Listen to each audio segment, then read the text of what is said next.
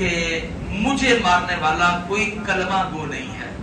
اور حضرت عمر دعا کیا کرتے تھے کہ اے اللہ اللہم ارزقنی شہادتا فی سبیلک واجعل موتی فی بلد رسولک.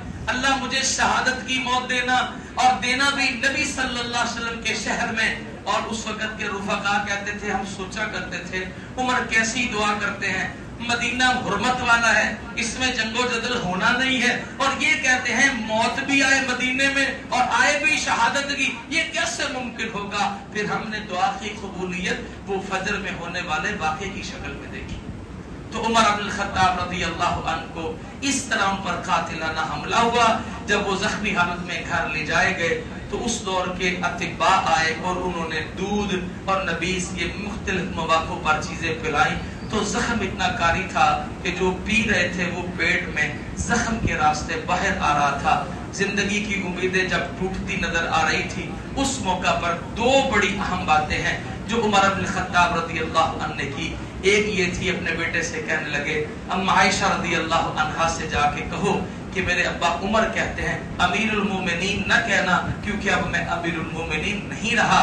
اب ان سے جا کے کہنا میرے ابا کہہ رہے ہیں اپنے دو ساتھیوں کے ساتھ میں قبر کی جگہ مانگتا ہوں، یعنی رسول اللہ صلی اللہ علیہ وسلم ابو بکر کے ساتھ. تو اگر وہ اجازت دیں تو پھر جب مجھے دفن کرنے کے لیے لے کے جاؤ تو اس وقت پھر ایک دفعہ ان سے پوچھنا. ایسا ہی ہوا، انہی زخموں کی وجہ سے وہ شہید ہوئے. تو ان کو غسل دیا گیا، کفنایا گیا.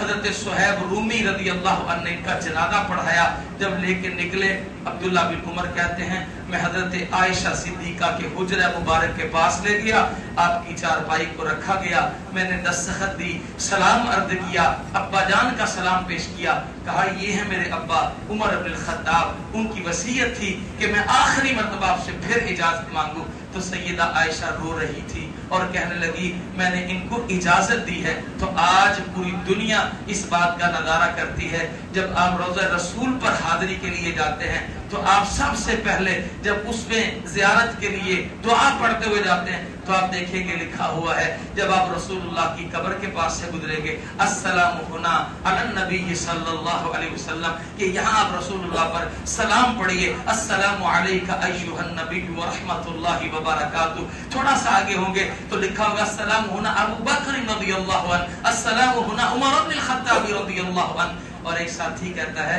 مجھے یہ یقین تھا کہ ان کو یہ جگہ ملنے والی ہے، کیونکہ میں نے زندگی میں اکثر دیکھا تھا رسول اللہ کہا کرتے تھے ابو بکر و عمر میرے ساتھ آئے، ابو بکر و عمر میرے ساتھ گئے. آج دنیا سے گئے بھی ہیں تو ابو بکر و عمر اللہ کے رسول کے ساتھ ہی. تو میرے محترم بھائیوں، یہ اسلام کی عظیم ترین شخصیت تھی. سیرت بیان کرنے کا مقصد کیا ہے؟ میرے اور آپ کے لیے پیغام کیا ہے؟ وہ یہ کہ رسول اللہ سے محبت کا اظہار تھا اور اپنے عمل سے اس قدر مقام پایا کہ قیامت تک لوگ یاد کرتے رہیں گے، مثال بناتے رہیں گے، ان کو آئیڈیل مانتے رہیں گے. آج ہم بھی امتی ہیں، ہم بھی اللہ اور اس کے رسول کا دعویٰ، محبت کا دعویٰ کرتے ہیں. ہمیں بھی چاہیے کہ ہم بھی صحابہ کرام رضوان اللہ علیہ مجمعین کی طرح عوامل میں آگے بڑھیں. اسی لیے تو قرآن پاک میں یہ کہا جو میں نے ابتدا میں آیت پڑھی فَإِنْ آمَنُوا بِمِثْلِ مَا آمَنْتُمْ بِهِ فَقَدِ اهْتَدَوْا، اگر تم ان صحابہ جیسا ایمان لاؤ گے تو تم ہدایت یافتہ ہو. اور صحابہ وہ تھے اولئک هم المهتدون، یہ ہدایت یافتہ ہیں. اولئک هم المفلحون، یہ کامیاب ہیں. اولئک حزب اللہ، یہ اللہ کا گروہ ہے. اور اللہ نے کہا اولئک الذین امتحن اللہ قلوبهم للتقوی، ان کے دلوں کا امتحان اللہ نے لیا ہے اور ان کے لیے اجر عظیم ہے. تو آئیے میرے محترم بھائی، اس وقت کی اللہ کی وحی کی مخاطب جماعت یہی صحابہ تھے، اور ان صحابہ میں سب سے زیادہ مقام پانے والے ابو بکر ہیں، عمر رضی اللہ عنہ، عثمان رضی اللہ عنہ، علی المرتضیٰ، یہ وہ صحابہ جو عشرہ مبشرہ میں شامل ہیں. تو میرے محترم بھائیوں، ان صحابہ کی سیرت سے اسباق لیں اور اپنی زندگیوں کو بدلنے کی کوشش کریں. اللہ مجھے اور آپ کو عمل کی توفیق عطا فرمائے. خطبہ میں جو وسعت ہے وہ اللہ کی توفیق سے ہے، کمی کوتاہی بندہ گناہگار کی طرف سے ہے. اللہ تعالی ہماری کمیوں کو پورا کر دے اور اللہ تعالی ہماری غلطیوں سے درگزر فرما لے.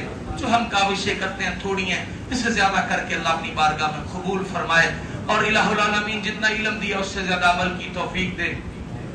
ہمارے باطن کو، ہماری تنہائیوں کو ہمارے ظاہر سے زیادہ خوبصورت بنا دے.